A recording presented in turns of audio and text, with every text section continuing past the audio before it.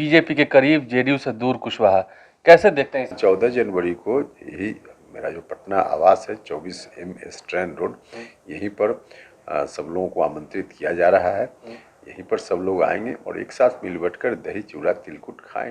हाँ, ठीक है कि इस तरह का बयान नहीं आना चाहिए, और किसी भी दल का कोई नेता इस तरह का बयान यदि देता है तो उस दल को संज्ञान लेना चाहिए, देखना चाहिए। नमस्कार, मेरा नाम आलोक है। आप लाइव स्ट्रीम देख रहे हैं। नए साल का आगाज हो चुका है। मुख्यमंत्री नीतीश कुमार भी समाधान यात्रा पर निकल चुके हैं और इस साल मकर संक्रांति के अवसर पर उपेंद्र कुशवाहा, जेडीयू संसदीय बोर्ड के अध्यक्ष, अभी हमारे साथ हैं। दही चूड़ा का भोज करने जा रहे हैं। एक बड़ा आयोजन होगा जिसमें तमाम महागठबंधन के जितने बड़े लोग हैं, बड़े नेता हैं, आम कार्यकर्ता भी, सबको बुलाया जाएगा। उपेंद्र कुशवाहा हमारे साथ हैं, हम इससे सीधा बात करेंगे। हर साल वशिष्ठ नारायण सिंह के यहाँ होता था, ये पहली दफा आप कर रहे हैं। ये साल शुरुआत तो हो चुकी है, उम्मीद है अच्छा ही रहे। नीतीश कुमार भी यात्रा पर निकले हैं। दही चूड़ा भोज, कितना शानदार आयोजन और क्या मकसद है? देखिए, एक तो इस तरह का जो भी अवसर होता है तो एक दूसरे से मिलने जुलने का अवसर हो जाता है, और नया साल आया है तो स्वाभाविक रूप से हर लोगों की इच्छा रहती है कि नए साल में अपने मित्रों से मिले, पार्टी के साथियों से मुलाकात हो। तो इस दृष्टि से यह एक अवसर है। पहले भी इस तरह का भोज होता रहा है, दूसरे लोग करते रहे हैं और हम भी कभी कभी करते ही रहे हैं।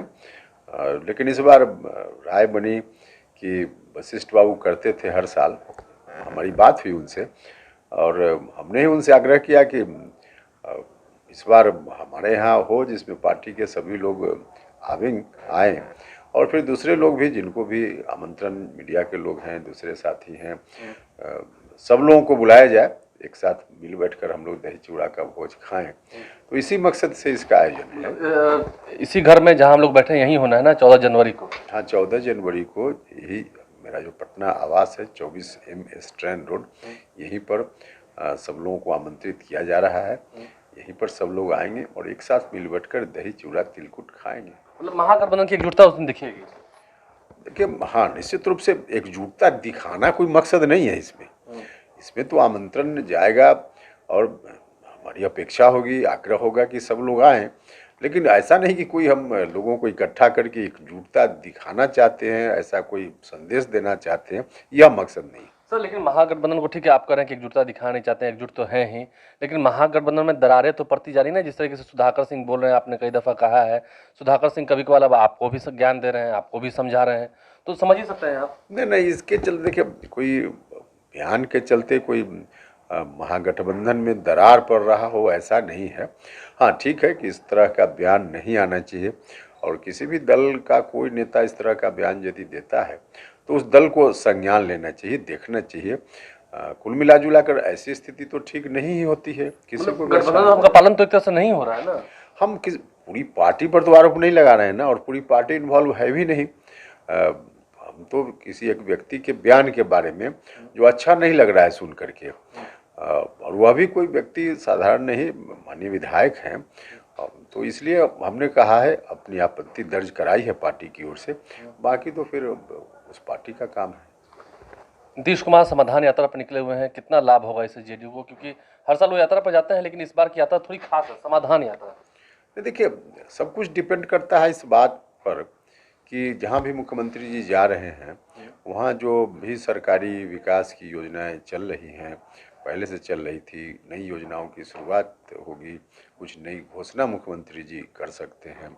उसके बाद जो वहाँ के अधिकारी हैं वे लोग किस तरह से उसको फिर से आगे उसकी देख रेख करते हैं, उसका फॉलोअप करते हैं, और फिर उसका कार्यान्वयन कहाँ तक हो पाता है, तो तभी जाकर समाधान, वहाँ जाकर कोई बड़ी योजना है, मुख्यमंत्री जी तो घोषणा कर देंगे, उसके अनुकूल बजट का अलॉटमेंट हो जाएगा, लेकिन इम्प्लीमेंटेशन होगा तब लोगों को लाभ मिलता है। तो लोगों को तो लगता है कि समाधान का मतलब हमने कहा कि सड़क बनने, और सड़क बनकर तैयार हो जाए हमारे चलने लायक, तब समाधान का लोग मतलब समझते हैं।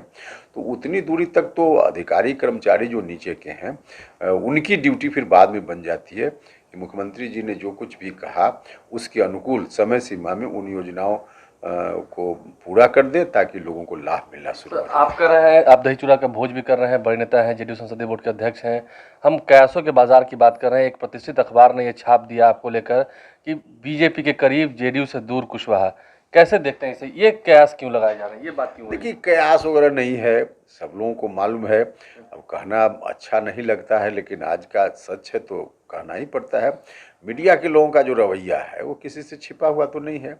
मीडिया कहाँ से गाइड होता है, किन के लिए काम करता है। हालांकि लोकतंत्र की सेहत के लिए अच्छी बात नहीं है कि मीडिया किसी एक पार्टी के पक्ष में झुकता हुआ दिखे, लेकिन है तो आज यही स्थिति। नहीं मतलब दूर दूर तक इसकी कोई संभावना नहीं है। बिल्कुल, इस पर बात भी करना फिजूल की बात है ना, बात भी करना क्योंकि बिल्कुल कई लोग तो बकवास फिर वो देख के बोलेंगे ना, बाजारों में चर्चा होगी कि उपेंद्र कुशवाहा देखिए बीजेपी की ओर जा रहे हैं। है। अब बोलेंगे तो अब उनके बोलने पर, और मीडिया जो कहीं से हम लोगों के कंट्रोल में नहीं है, किसी के कंट्रोल में होना भी नहीं चाहिए, लेकिन कहीं और से कंट्रोल मीडिया का जो हो रहा है, उस परिस्थिति में हम लोग क्या उपेंद्र करेंगे। कुशवाहा तो अपनी जवाब साफ कर रहे हैं ना कि ऐसी कोई बात नहीं। हम तो बोल रहे हैं ना कि कहीं दूर दूर तक बिल्कुल कोई मामला नहीं, फिजूल की बातें हो रही है।